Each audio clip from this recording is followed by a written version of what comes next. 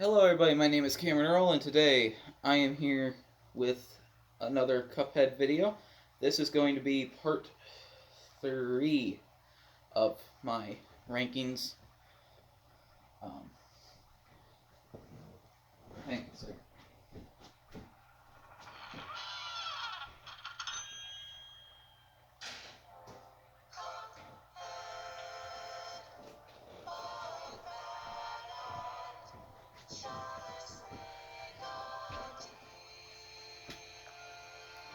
Okay, so last we left off at number 16.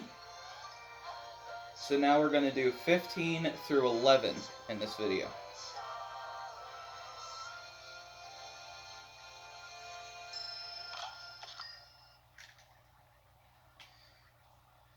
I know I said that it was the end of gaming content for Cuphead when I was done with the DLC, but you know I'm not going to stick to that.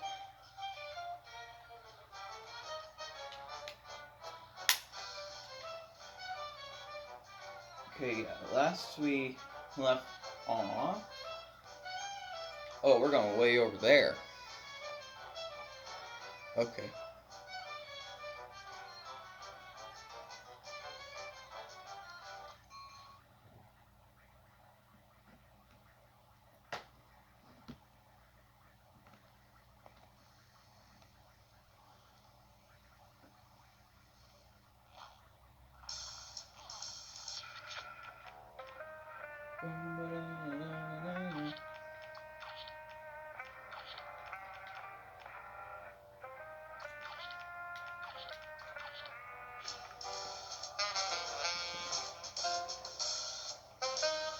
So, my number 15 spot goes to the Phantom Train. So, why is this fan favorite boss number 15, you ask? Simply because it's just that boss. I mean, it's cool and stuff, but there's a couple, like, I like the music track enough as it is. There's a few downsides for me. This phase is kind of just very meh, in my opinion. The second phase is laughably easy. And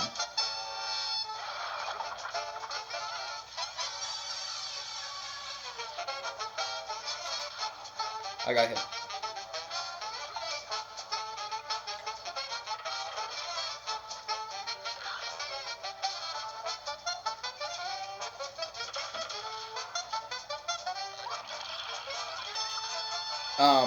The third phase is kind of just forgettable, and the fourth phase is unexpectedly hard for how easy this boss is up until that point.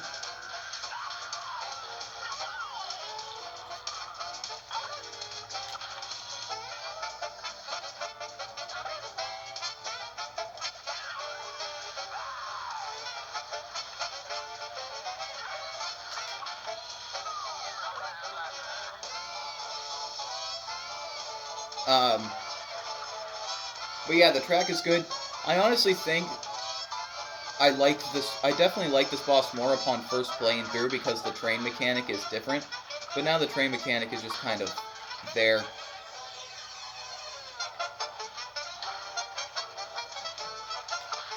But either way, it's also one of the easiest bosses in Aisle 3. It's actually like the middle boss in difficulty of Aisle 3 in my opinion.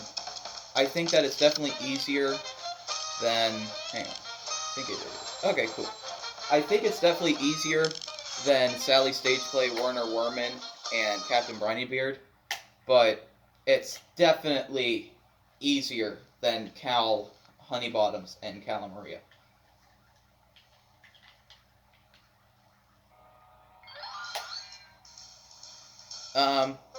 So yeah, Phantom Train takes my number 15 spot. Okay. For the next boss, Heading down to Inkwell Isle 1, and if you've seen the charm I equipped, you probably know what that boss is.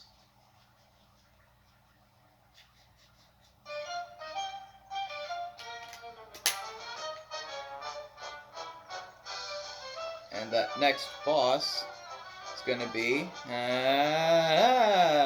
just kidding, no. The next boss is Hildeberg. Number 14 goes to Hildeberg. So, this boss was by far the most challenging for me to beat. Well, I'll wait till the boss starts to start talking.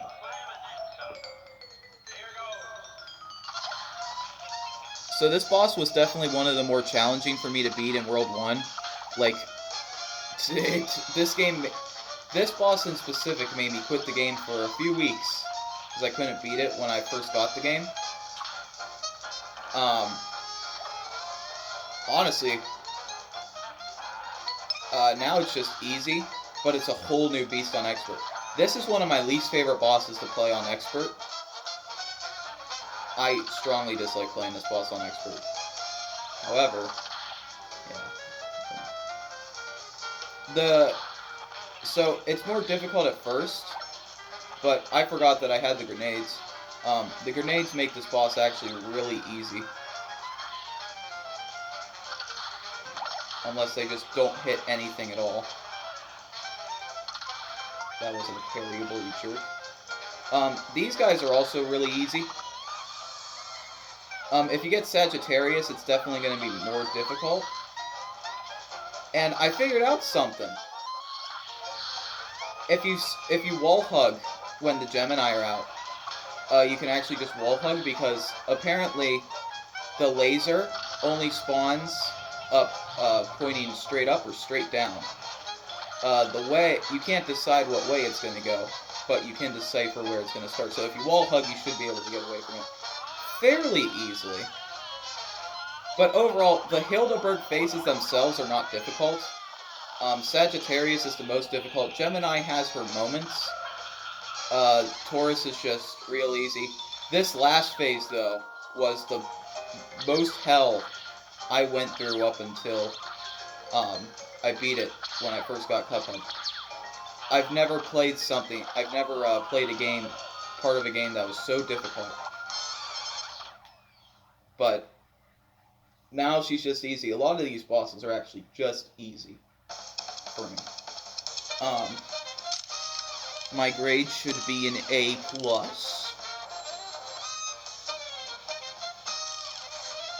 Yay. Okay. Oh.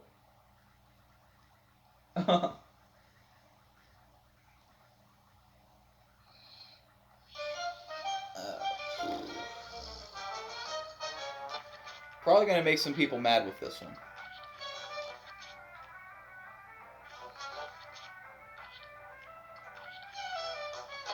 I can see me making some people mad with this one.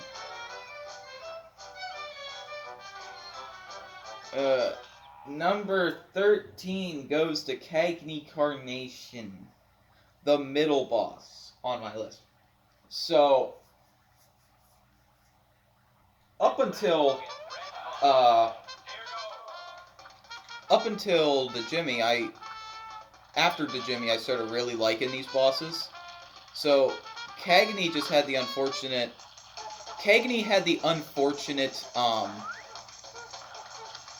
Cuphead mistake of being too easy.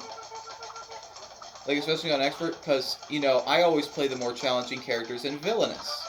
I love when there's more of a challenge, and Cagney's just really easy, in my opinion. Of course, I can't fault him, he's a World 1 boss, but he's supposed to be the final boss of World 1. Great music track, though. Not my favorite in the game, but it's top 5, definitely.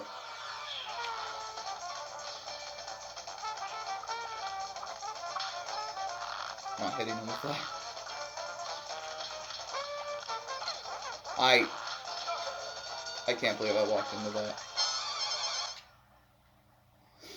He's also one of the shortest bosses in the game. Definitely one of the shortest bosses in the game. I'm upset that I had to put Cagney this low. But if it makes anyone feel any better, I like all of these bosses almost equally. Cagney just had the unfortunate mishap of being too easy for me. Okay, so we are on our way to... What did I click on? I think I clicked on aisle 2. I don't want to click on aisle 2.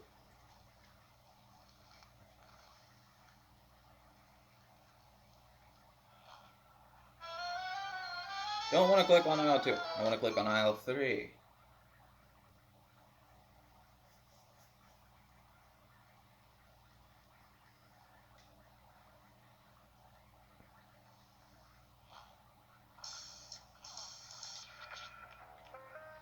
Hmm.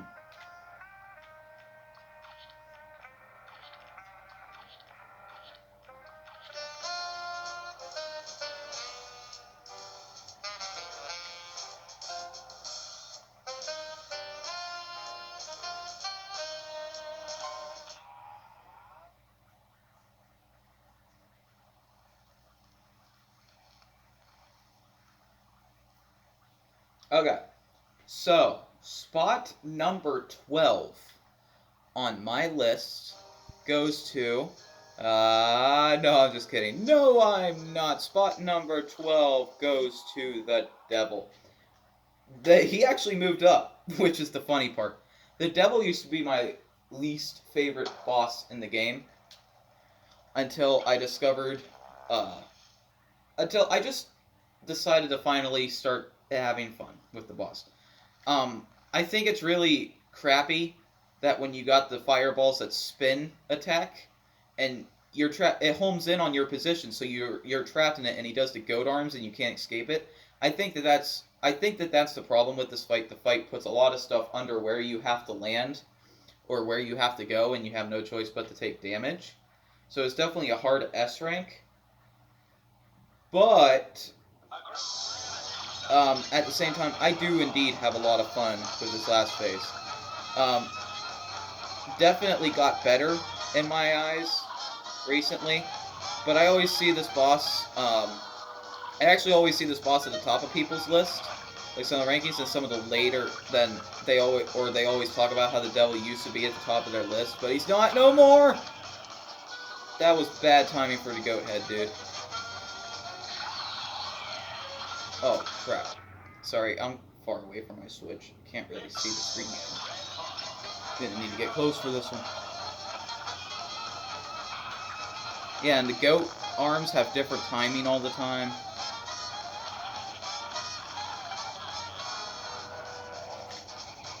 Little demon douchebags coming to get me. I was waiting for it.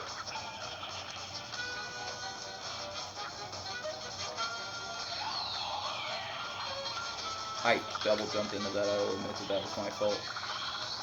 Okay, so first phase is done.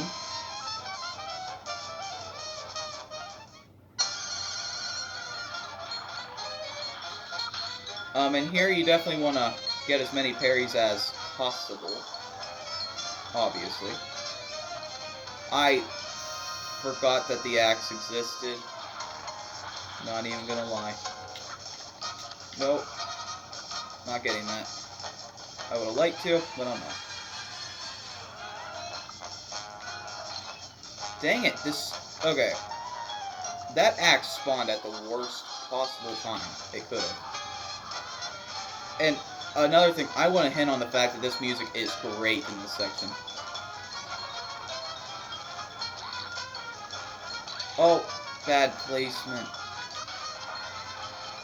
I need another super and I need it now.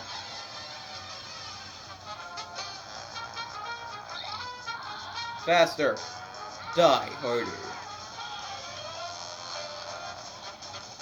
Risk. Boink. I don't know if that was a good grade or not. Chalice's double jump definitely comes in handy. But on expert, I would rather take the parry ring or auto parry. mainly because of the last phase. And when I realized the problem with fighting the devil, now I have to go back to the title screen and come back in for the final boss of this video.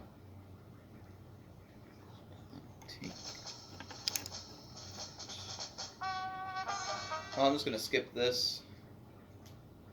But yeah, overall the devil,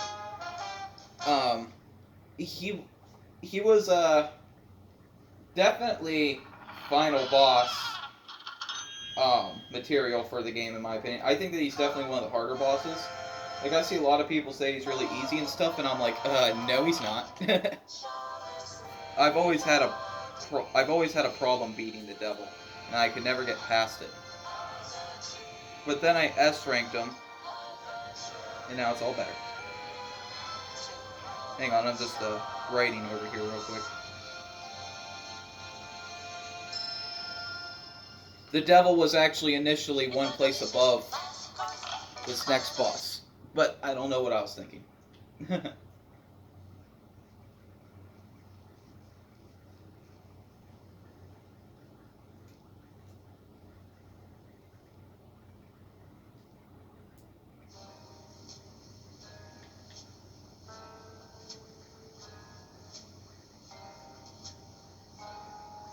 Okay. We are heading over to...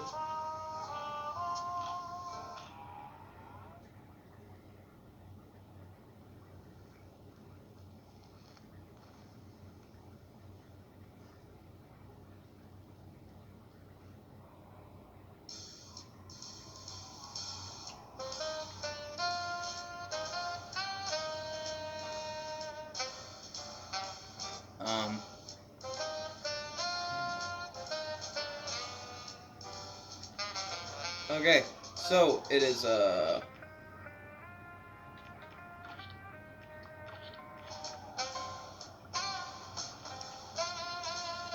is finally time for our next DLC boss. Yeah, there hasn't been one in a while. Mortimer really is just leagues under the rest, isn't he?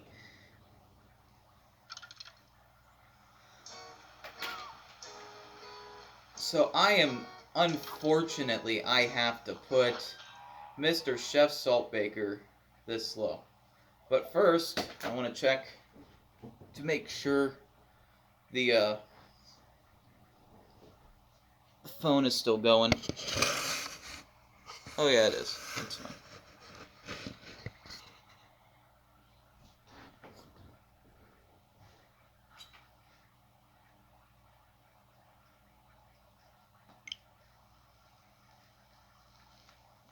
I had time to play Fall Guys yesterday. That game just makes me so mad. I got through like one round of it and I was like, nope.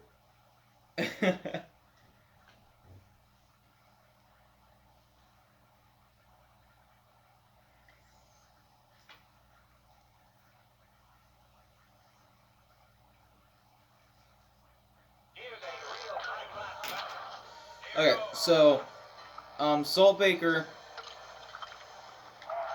I mean, he's real fun and all. The animation, he probably has the best animation of any boss in the game, like, even more so better than Mortimer's.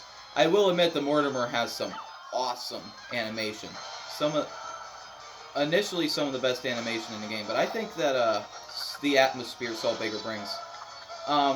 One part that I think might drag it down a little bit is his theme. It fits the final boss mood, but it's also just kind of a little weak compared to the energetic tracks that all the other bosses have. Except the Jimmy. The Jimmy's isn't that energetic. Crap, I forgot that. Dang it. Anyway. But at the same time, this boss is really fun in his first phase. His second phase is my favorite phase. I like the second phase. But the third and fourth phases just kind of fall flat for me. I don't find them as fun. And also, this guy was an annoyingly difficult challenge to S-rank. And I expected that, but I still was not ready for the torture that I went through trying to S-rank this boss. Okay.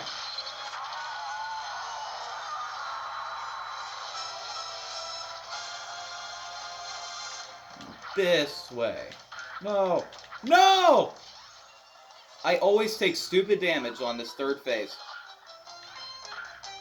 Get away from me.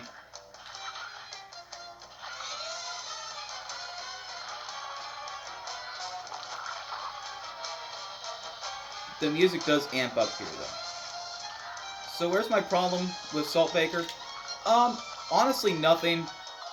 He just falls a little flat for me. I'm gonna lose to him. I'm seriously gonna lose this. Oh, I think I would have got hit there. He's just... I don't know, when I compare him to all the other bosses I have above him, he just doesn't add up. Maybe it's just a thing with, oh, crap, whoa, what'd I do?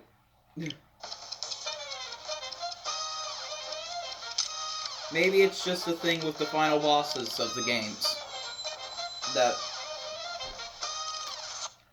Where I think the devil was unfair, where he puts stuff where you have to land. I think with Chalice, Saltbaker doesn't really do that much, which is why I think he's a step above the devil. But still, he's just really difficult. I mean, of course, like I said, I have nothing wrong. Well, I never said it, but I have nothing wrong with the challenge.